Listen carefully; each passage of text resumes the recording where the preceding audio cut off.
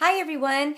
Well, good morning, and I hope you had a great weekend. I know I had a very busy weekend, as I said in my last video post that we have been moving, and all last week we were huffing upstairs and downstairs and moving boxes over, and we finally are all settled into our new house, and now I have time to refocus back on the ministry, the small group, and all the stuff that's going to be taking place in the upcoming year.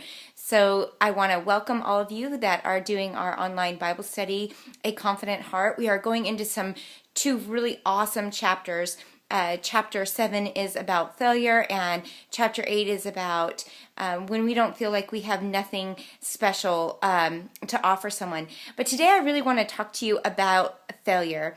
I cannot tell you how many times I have found myself feeling like a failure, whether it's in ministry or whether it's just being a mom or a wife or a professional.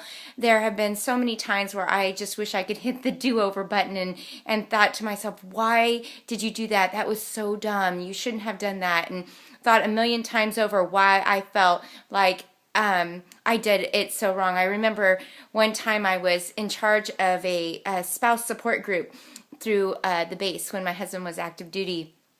And we were doing something completely new, and I was charging on new territory for the base and for my husband's commander, trying to get some donations and help some of the military wives.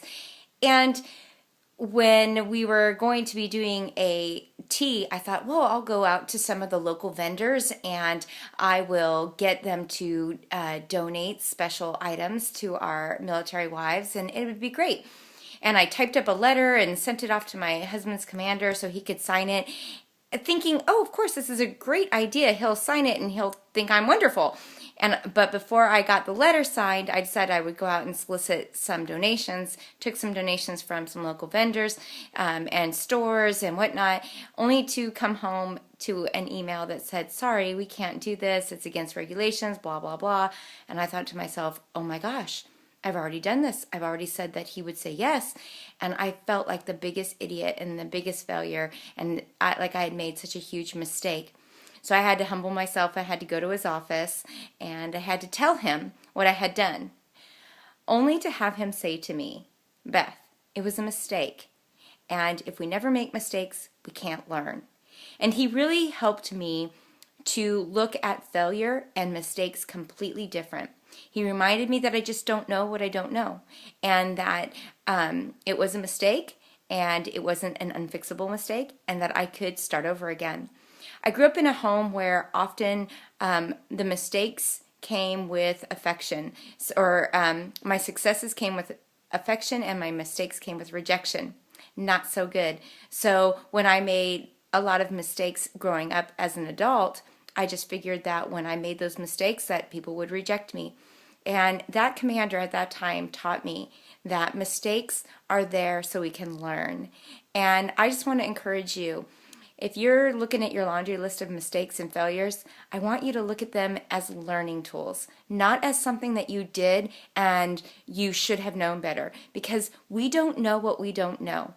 And when we make a mistake and we grow from it, then that is not a bad thing. That is a successful thing. And I want you to know, if you've made mistakes with your kids, your marriage, your money, your job, it's all fixable. God can redeem all of that. And He wants to redeem all of that. He just wants you to give it to Him. If you need to repent for things, for rebellion or disobedience or whatever in your heart towards God, then do that. And then move on and do it over and do it better.